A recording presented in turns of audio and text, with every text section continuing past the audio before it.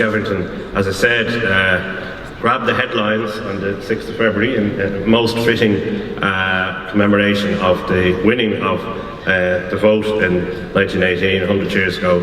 And she's going to talk to us about militant pacifism and the Sheehy Skeffingtons, because of course resistance to the war took many different forms, not only the Anti Conscription campaign. So please welcome Micheline Sheehy Skeffington.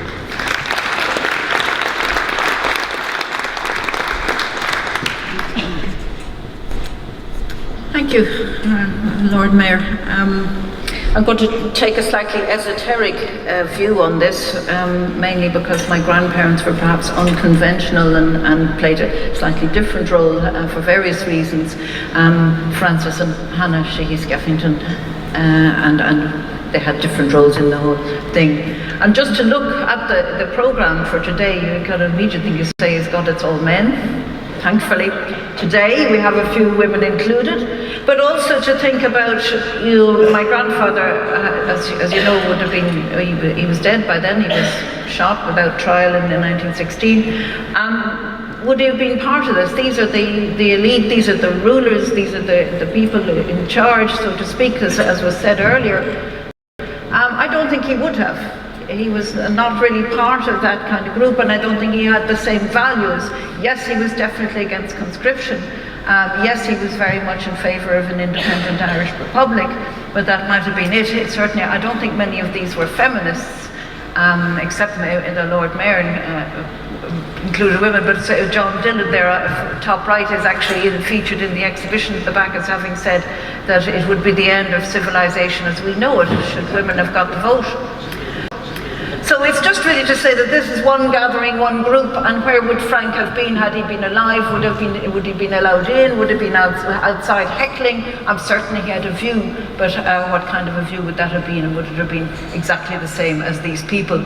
And just to note that William O'Brien, there's two of them on this poster, the one on the left is actually the same William O'Brien in this picture, and there's Frank on the right. So they had socialism in common and the labour movement and that. And Frank, of course, was unconventional in his thought, he was unconventional in his dress. It was a matter of principle, in fact, that he never wore a formal frock coat or any of that. So it kind of gives a measure of what he was like. And he was educated entirely at home.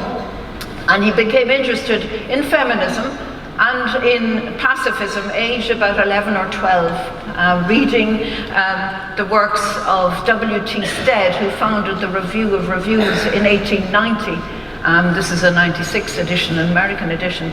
And W.T. Stead himself was a very strong pacifist, a vocal pacifist, and he was also a feminist. And it said that he gave equal pay to the women workers in the Review of Reviews. So that must have been one of the first occasions of that. And this would have influenced the young Frank in his education at home. And you can see that there's an article in this particular front cover. It's by W.T. Stead, and it's on the Tsar of Russia. The young Tsar as it is, and it's interesting that later on in another edition, Stead writes about the Tsar's rescript. And in 1898, the Tsar of Russia had brought in this rescript that's basically calling on the powers in Europe to come together for a peace conference in The Hague. It's really interesting to think about. This is the Tsar Nicholas of Russia. And just to dwell on the actual first opening sentence there, I thought it was interesting. I don't know if you could read it, but it says, "Can anything be conceived more deplorable and disastrous than the present armed condition of Europe?" Well, there's the Tsar saying that years before the First World War, but also just thinking today, in this day and age, and even more so the second piece I pulled out, the people whose blood and treasure are lavished on this work of destruction and misery are never consulted before the wars are made and conducted. And that again has a resonance in these last few weeks. How many times are people actually consulted on that? And this is the kind of thing that W.T. Stead picked up and published in the Review of Reviews, and the young Frank, who's now a student in the university, takes this up and thinks, yes, I'm against, wars. I don't believe in killing for my objectives. And I just want to read a small extract from a certain James Joyce, Stephen Hero. And it says here, One day when Stephen had gone to the college by accident, he found McCann standing in the hall holding a long testimonial. Another part of the testimonial was on the hall table, and nearly all the young men in the college were signing their names to it. McCann was speaking volubly to a little group, and Stephen discovered that the testimonial was a tribute of Dublin University students to the Tsar of Russia. Worldwide peace, solution of all disputes by arbitration. Stephen was watching this operation when he heard McCann addressing him. "I want you to sign this testimonial." "What about?" "It's a testimonial of admiration for the courage displayed by the Tsar of Russia in issuing a rescript to the powers, advocating arbitration instead of war as a means of settling national disputes." Stephen shook his head. "So you won't sign?" said McCann. Stephen shook his head again. "Why not?" said McCann sharply. "If we must have a Jesus," answered Stephen, "let us have a legitimate Jesus." Of course, McCann was my grandfather. He's portrayed as McCann in Joyce's books. And what he's referring to there is, of course, that Frank himself had a beard, and that indeed the Tsar of Russia and W.T. Stead had beards, and kind of he was likening them to Jesus, and Frank's way of preaching was a little bit like that as well, and he often called him, in fact, Hairy Jesus. So that kind of shows that as a student, Frank was very much involved in saying this is, Stead had written saying you must get people together in your groups and get them to sign this, and here he had this big long testimonial and was involved in getting recruitment for peace, world peace. Now, of course, that was the student days, but moving on to the World War, which happened later on. Frank obviously was married and left college in that stage, and very much the activities of Hanna and Frank were in the suffrage movement. Hanna founded the Irish Women's Franchise League, and Frank founded the Irish Citizen, which was the suffrage newspaper, but on the declaration of the war, this is what the poster of the Irish Citizen brought out. This is pure Frank: "Votes for women now, damn your war."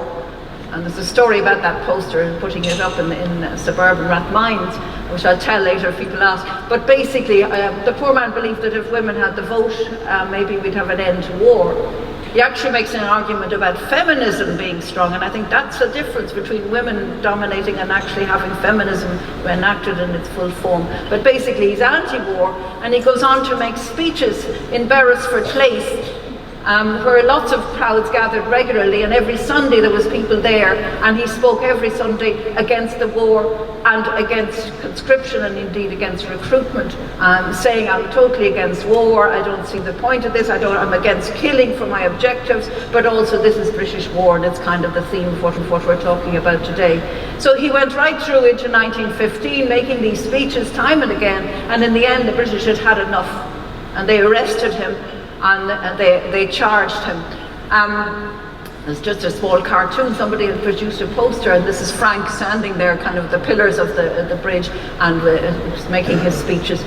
And he's sentenced, then he's brought in, he's charged, and he makes his own defence. He couldn't afford any barristers, but he also saw it as another opportunity to express his views. He's saying, well, I've got the right to speech. If people are going to be conscripted or recruited, they need to have both sides in order to be fully informed, to make up their minds whether they're going to join up or not. And that's all I'm doing, is advocating the freedom of speech.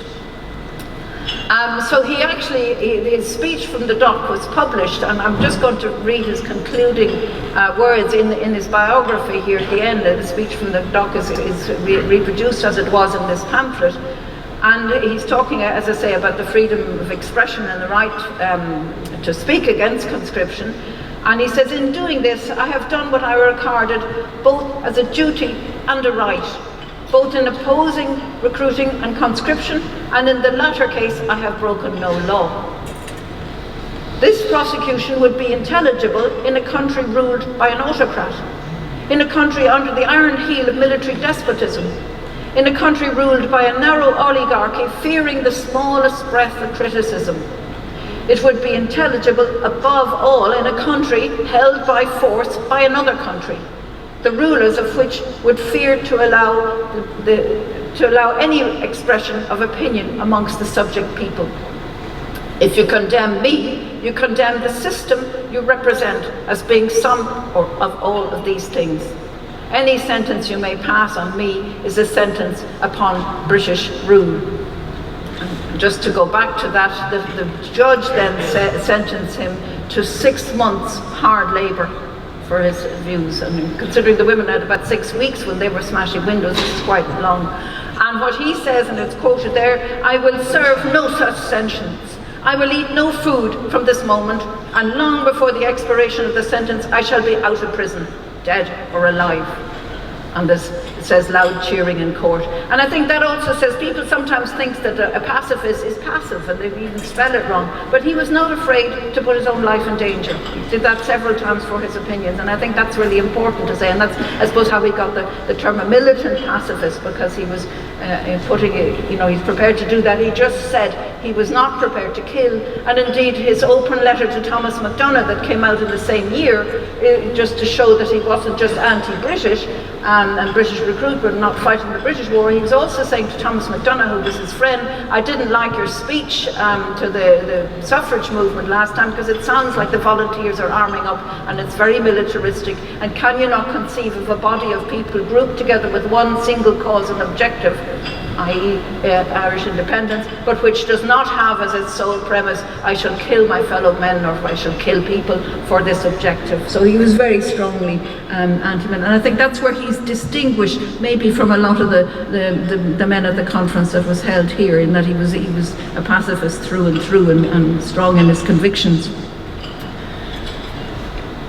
Now, of course, 1916 happened, and as you all know, neither Frank nor Hanna were combatants. Hanna had been pursuing mostly the suffrage campaign at this stage, but when the rising broke out, they both went into town. Hanna went into the GPO and was ferrying messages and food to the College of Surgeons. She was not a combatant, she never was prepared to kill either, but Frank was trying to recruit people against the looting, and that's another story. But the second day he's walking home on his own into Rathmines, and he's taken by Captain Bowen Colthurst, held in Portobello Barracks. He's taken out as a hostage that evening, witnesses the murder of a young boy, and then he's taken and shot without trial the next day with 2 other journalists, Thomas Dixon and Patrick McIntyre. So he's taken and summarily executed within 2 days of the rising.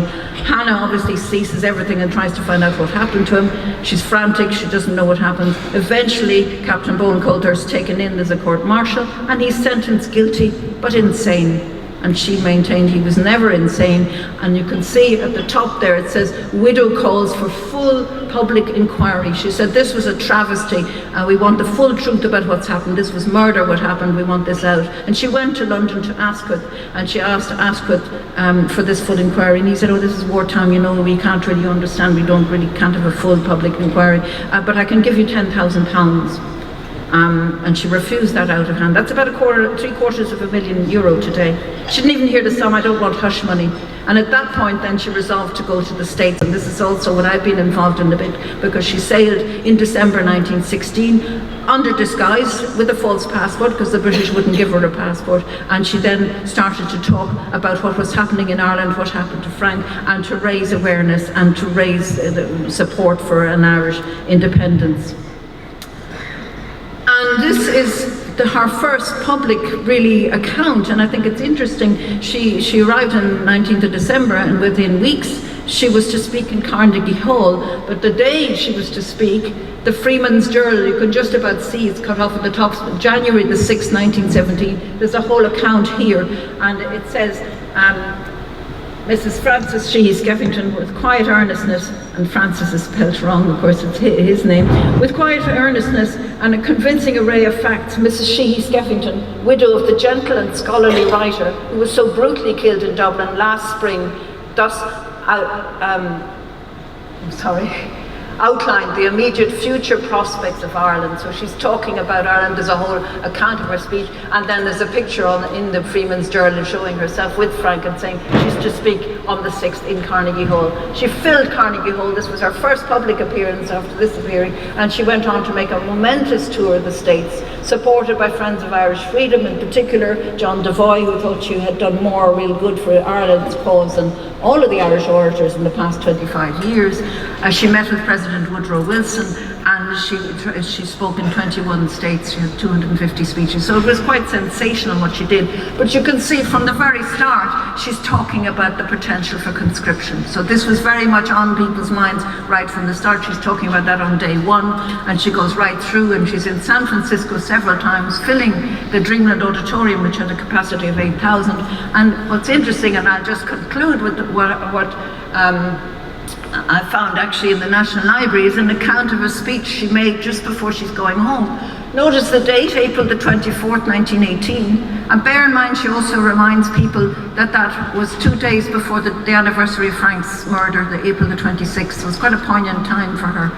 So just 2 years later and 2 days before that, she's at this meeting, and it's hosted by the People's Council of America, which was a pacifist movement that started when the US joined the war in 1917, and it was saying, again, kind of anti-recruitment. And she said, I've had the support of the People's Council in Chicago, in New York, and in San Francisco, and it's great to speak here.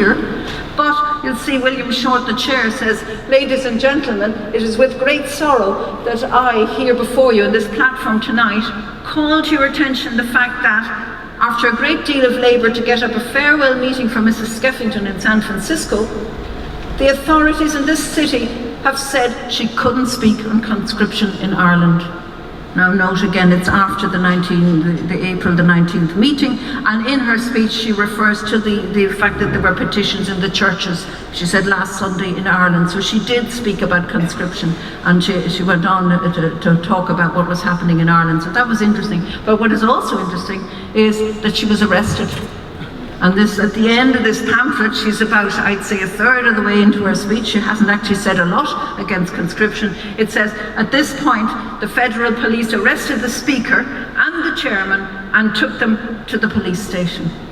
They locked up the chairman, but after detaining Mrs. Skeffington for about an hour, she was told she was free. Now, she had said she would go on hunger strike if she was held, so I don't know if that was a deterrent or not, I don't know. But it's just to say that the anti-conscription movement, if you like, translated into the States. Hanna was well aware of what was going on in Ireland, and she was speaking about that, and it caused her temporary arrest. She then, I think, was finding that she needed to wind up. There were several other reasons, I think, why she was losing a bit of support in California in particular. But she then went back to New York with her son Owen, who was my father. He was 7 at the time, brought back to New York. And in Madison Square Gardens, she makes another big speech against conscription. And that is recounted in the Margaret Ward's new book, which is published, Hanna's Memoirs and Writings. And I recommend that to everybody. I have a few leaflets still. If you're interested, if you're not aware of it, it's everything that she's published in writing, if you like, or written up as memoirs. So it's really just to say that though Hanna was mostly involved in the suffrage movement once 1916 broke out, she took on this role as well, very much a Republican and wanting independence, and using Frank's memory, if you like, to speak about Ireland and to speak against conscription, as we've been hearing a lot today. So. I might just say that we had fundraising on Indiegogo, and it was to get filming of me following my grandmother last year, 100 years on, going around the United States, and we're still bringing this together. Shea Mary Doyle and Loopline Films is putting together a summary. So watch this space if you like. And we also have badges of the Irish Women's Franchise League. If anybody wants to buy one, come and see me afterwards. Okay, thank you.